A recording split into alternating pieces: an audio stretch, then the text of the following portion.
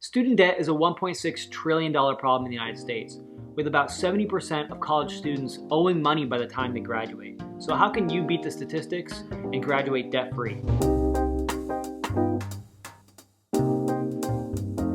My name is Brandon, I'm a CPA, and today we're going to talk about student debt and the possible ways to graduate college debt-free.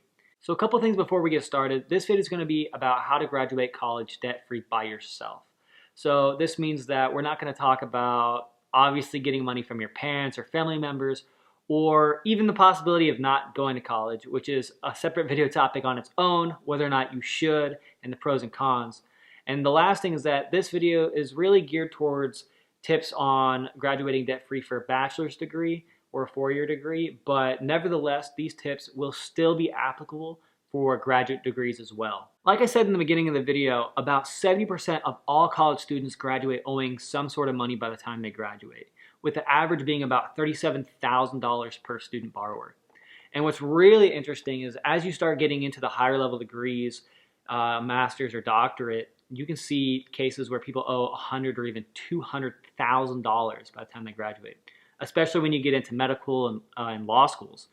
And if you take a look at this graph of a report done by Experian on student debt, this graph shows the average student debt by generation. And what's really interesting is you see Gen Z at the top with about $12,000 in debt. This generation is just starting school and they're already racking up this amount.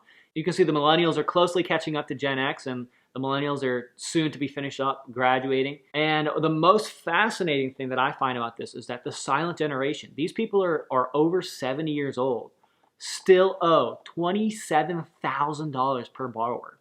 That is absolutely insane. It shows that student debt basically follows you for life, and it's something serious that I think more people need to be aware about and cautious about before they sign up for these large sums of money. The next graph I want to show shows the delinquency of the most common types of debt. And what's very fascinating is from 2012 on, at the very top, you see the light blue bars.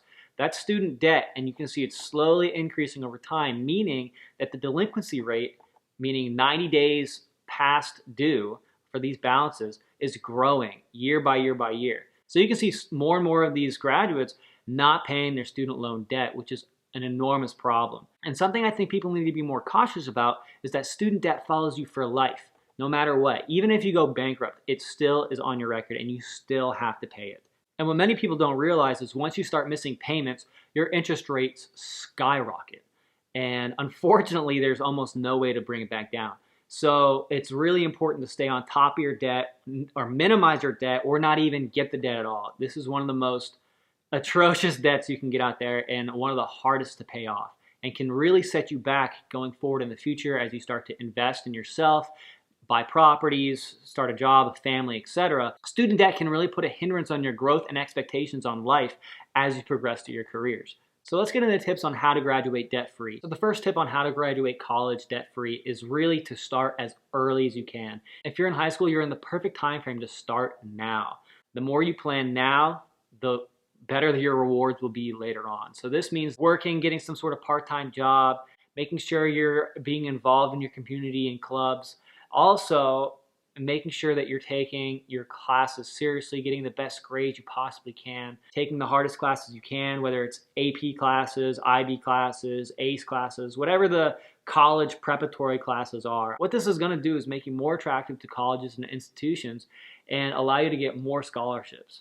The other thing is that taking these college preparatory classes, depending on the school you go to, you can actually transfer those credits and graduate even earlier. So that's going to end up saving you so much time and money in the long run.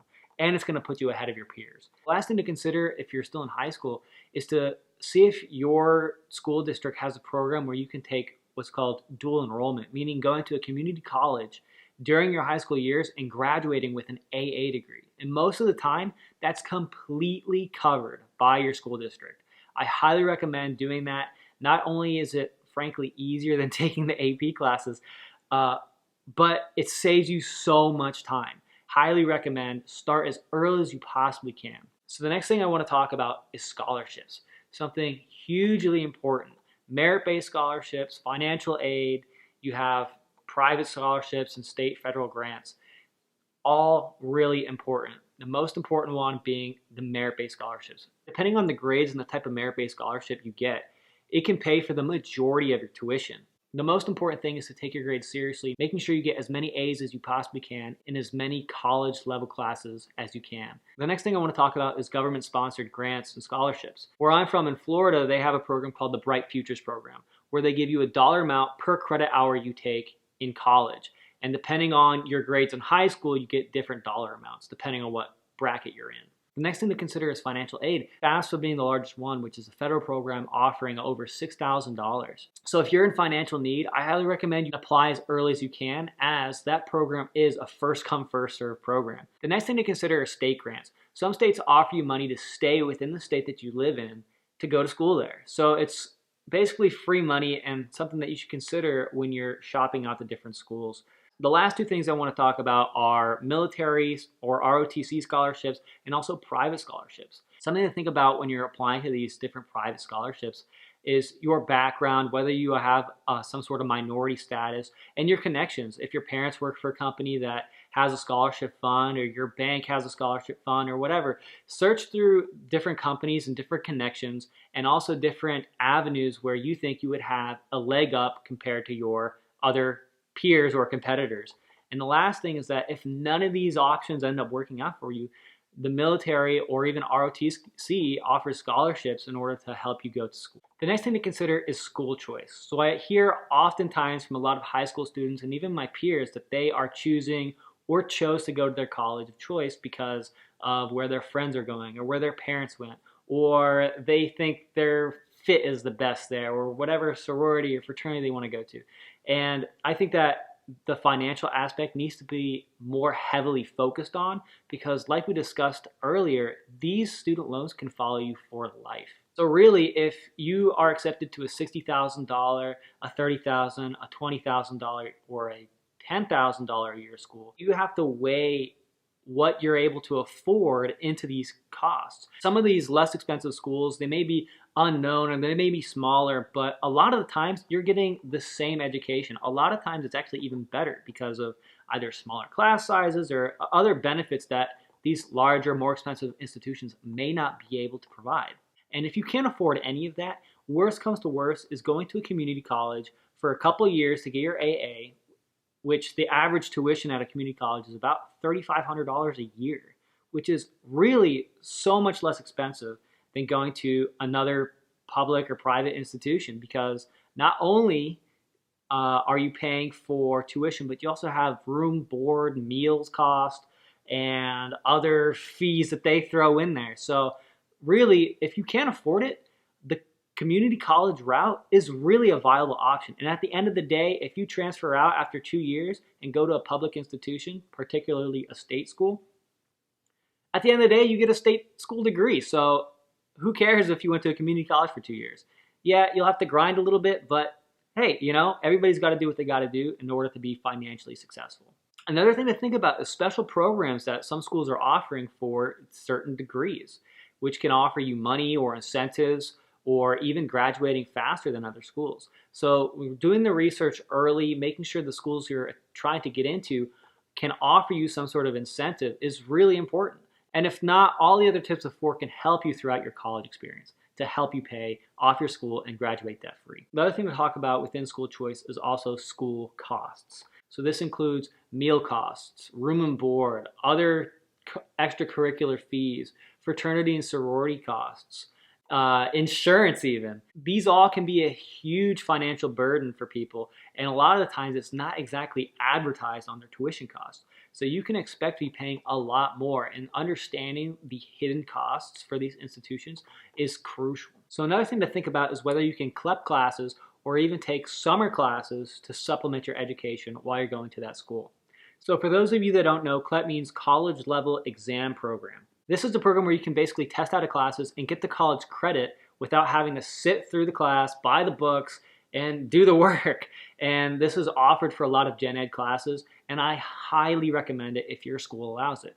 And if they don't, your school may offer some sort of program where you can take summer classes as well and transfer those credits over to your school. This can not only reduce your costs in the long term, but it can also make you graduate quicker. And the last thing we're going to talk about is good old-fashioned work. So there are many different options to make money while you're at college, and you figure you have 4 years to do it. And if you took some of the tips that I talked about previously, maybe it's even less. But nevertheless, you still have plenty of options to work. So this includes being an RA, minimizing your room and board costs, and even meal costs. This includes maybe working a part-time job, either on campus or off campus. I recommend personally working in a service job, and a lot of times those jobs are very flexible with hours, so they can conform around your school schedule because, of course, your school grades are the most important. But it's absolutely paramount that you start saving while you're in college to either pay for your student loans or start preparing for the professional world. And whether it's moving out of your parents' house or buying a house or buying a car or making some sort of investments with the money, it's really important to start saving as early as you can. And doing this while you're in college is the absolute best time to do it. And another option is also working summer internships, which I highly recommend because not only can you start saving money, but you can also form relationships with future employers to help you start your professional career. So those are my tips on how to graduate college debt-free. If you have any additional tips about how to graduate college debt-free, leave it in the comment section below. And if your school offered any special programs or incentives in order for you to graduate early or pay off your debt sooner or offer you any scholarships, also leave it in the comment section below. I'd love to read about it, and this way we can help each other grow as a community. So that's it. Thanks so much for watching. If you like this video, please like and subscribe. Share it with a friend if you can, and I'll see you in the next one.